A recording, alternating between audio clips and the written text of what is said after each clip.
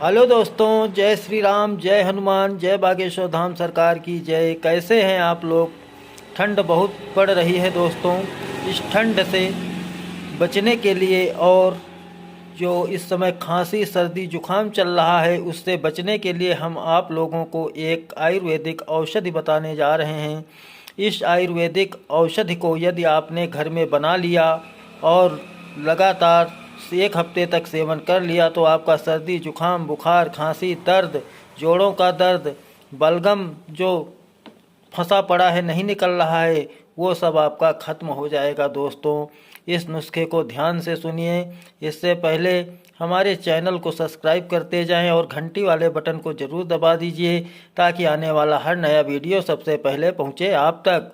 दोस्तों, इस नुस्खे में आपको क्या लेना है। आपको अदरक लेके आना है बाज़ार से और अदरक के छोटे छोटे टुकड़ों को काट लेना है और काटने के बाद इस अदरक को देसी घी जो है थोड़े से देसी घी में 50 ग्राम अदरक को उसी हिसाब से थोड़े से देसी घी में तल लीजिए और जब लाल हो जाए पकते पकते लाल हो जाए तब उसे उतार लीजिए। उतार करके ऐसा करना है कि गुड़ थोड़ा सा ले लेना है और गुड़ का जो है जो जलाव बना लेना है।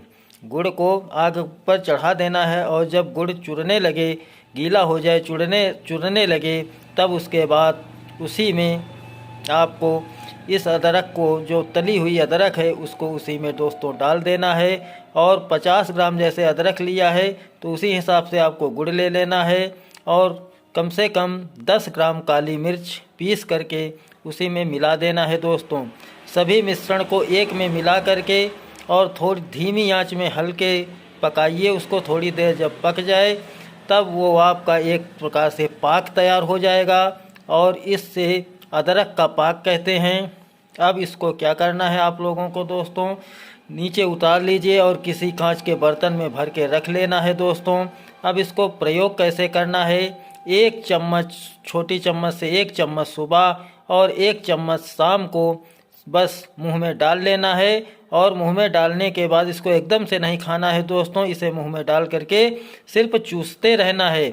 अगर खांसी की शिकायत ज़्यादा है सर्दी की शिकायत ज़्यादा है तो दिन में 3 बार भी इसे प्रयोग कर सकते हैं।